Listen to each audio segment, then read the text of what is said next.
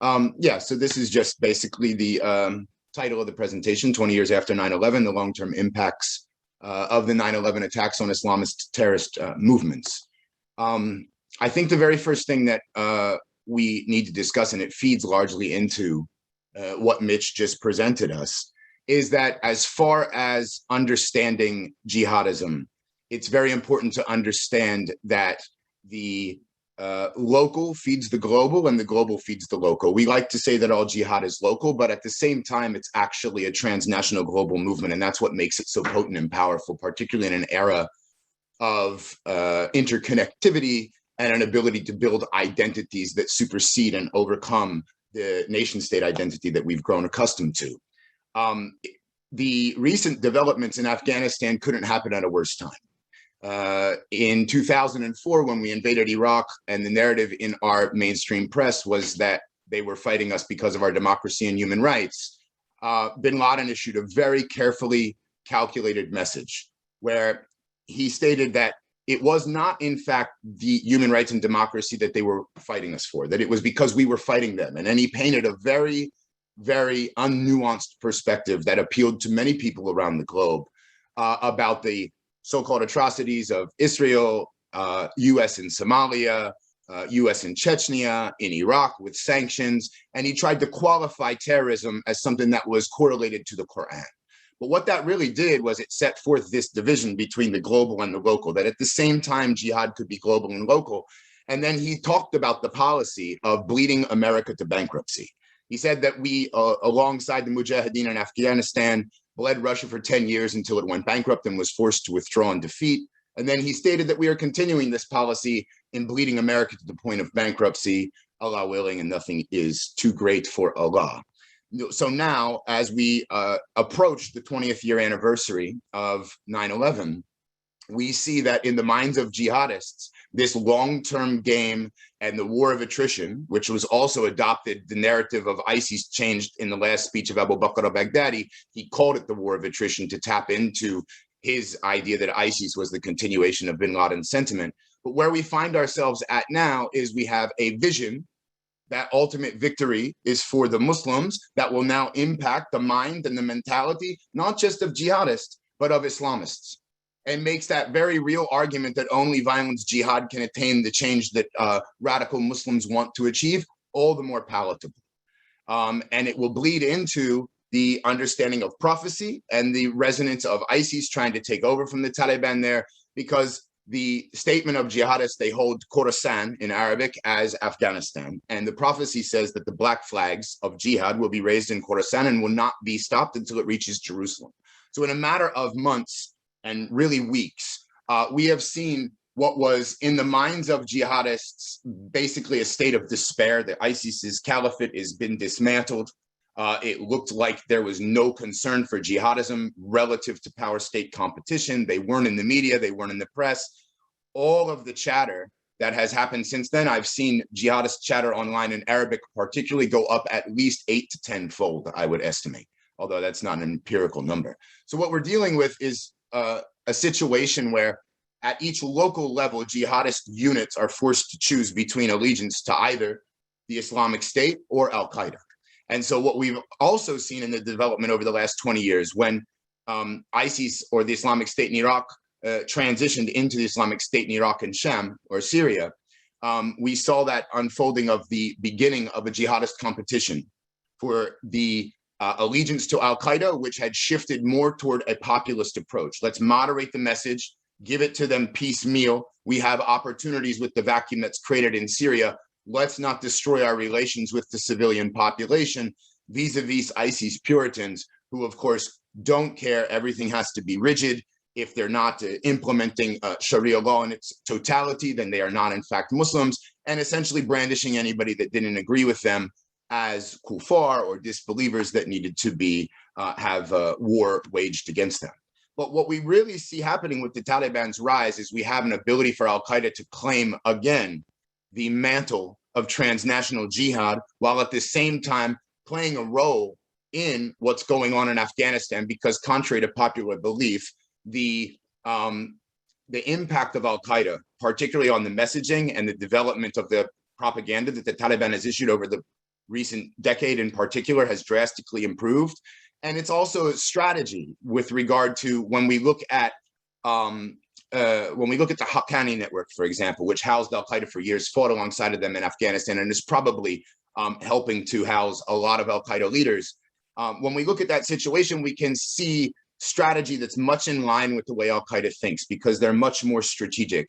For example, on August 6th, approximately a week before the Taliban took back Kabul or came to overrun the entirety of the country, craftily, just in the same way that it was done on September the 11th, the Taliban killed Dawa Khan Menakul, who was the media chief in Kabul. And immediately thereafter, Zabihullah Mujahid, who we now know his face, we now see him speak, and he's now, active on Twitter and Facebook and all of our social media accounts. The spokesman for the Taliban began to stream Taliban propaganda in Kabul for the week before they just took it sort of without a fight. This is exactly what the strategy of al-Qaeda was on 9/11. They knew that Ahmad Shah Massoud was going to present a populist leader that could basically become a counter to the Taliban that had popular Afghan support. So bin Laden sent Afghans with a video camera pretending to be Western journalists, and it was actually a suicide operation. The camera had a bomb in it, and they blew up their competitor. By doing this with and understanding the role of media, we certainly see indications of al-Qaeda's influence, but al-Qaeda has this different approach where they believe that it is not numbers that matter. It's not populism. It's quality that can influence populism. So what they do is they send specialists, experts in Islamic law, experts in strategy and bomb making, fundraisers, and that might only be a handful, but they can drastically impact any arena that things exist in. However, when we talk about the future and what the future of the transnational threat in the jihadist milieu is going to look like, we have to consider the fact that what we've seen with regard to the reaction of ISIS, the killing of 13 American service members, the planned attack yesterday that was luckily thwarted with some controversy behind it coming out in the press, is that when there's jihadist competition, or when in general, the literature on terrorism movements and what happens when two extremist elements go to war, begin to combat each other, is actually contrary to what people would believe. It actually benefits both groups. So this has been true throughout history, especially amongst nationalist and religious groups. It does not necessarily apply to the far left, but it's something to consider, because ISIS's claims for their constituents as a result of the attack will be that, you see, we are still upon this Puritan path, and you can see the fruit because we're still attacking Americans. Al-Qaeda and the Taliban are working alongside of the Americans. And that's the narrative that is formulating. And it is resurrecting a lot of chatter, a lot of support, and a lot more interest in even ISIS's propaganda. Whenever terrorist groups outbid with each other, we always talk about looking at the quantity of violence in the literature. But I think what we also have to think about is the quality of violence, because when you look at when two terrorist groups start to compete and combat with each other, technically it is the competition for publicity and press, right? It's not about how many terrorists don't care about how many people they kill. They care about how many people are watching, essentially. And so it's the high profile attacks, the quality of the attacks that go up. And in an era where we've gained some sort of, I guess, limited concern and concentration in the aftermath of a lone wolf attack, it is those high profile cases that can propel a group like ISIS in Khorasan to the limelight, taking away something from the Taliban's messaging. And so we're going to see a massive ideological war between jihadists everywhere. And when you talk about the intersection between the global and the local, this has an impact, because we've already seen in the aftermath of the civil war that started in Syria between al-Qaeda and ISIS, we've already seen all of the smaller jihadist organizations working around the world have to essentially pick a side between them. And so going forward and thinking about, what the future is going to look like, we have to look at the recent rift between ISIS and al-Qaeda, but we should also remember a past rift that we did not pay attention to. Bin Laden's plan was to attack the far enemy. And the objective of attacking the United States was so, in the belief of his strategy, they could not take on the Arab authoritarian regimes and reestablish a khilafah with a power like the United States, able to intervene and to arm the Arab authoritarians that they want to actually overthrow. in many minds of jihadist strategists, the far enemy strategy is no longer appropriate. It's no longer needed. The United States is an empire in decline for all of the reasons that Mitch stated. They look at it as a non-interventionist policy. They look at Central Asia as now being controlled by the Russians, China and its Belt Road Initiative getting ready to become expansionary, and they're now mostly focused on the local. And so the real issue that we have coming forth is whether or not there is going to be a major threat from Taliban, Al-Qaeda for attacks abroad in the US and in the West and generally. There certainly will remain a threat from ISIS supporters. In fact, that will be a priority because now the narrative is that Al-Qaeda and Taliban are working with the United States, whereas they are continuing to fight the Americans and continue to pursue the far enemy strategy. But this is something to end with.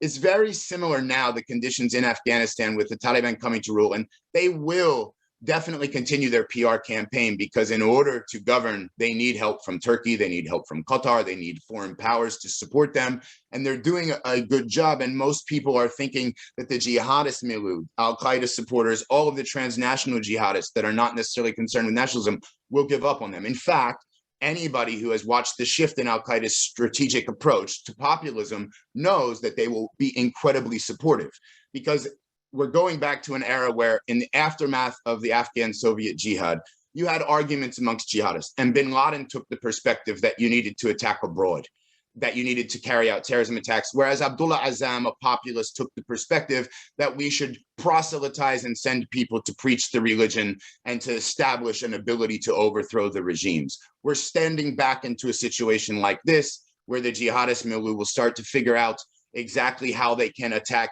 in the Middle East. And we are in a very difficult situation because there's no appetite for foreign intervention and we have to recalibrate and we don't have the influence that we once had.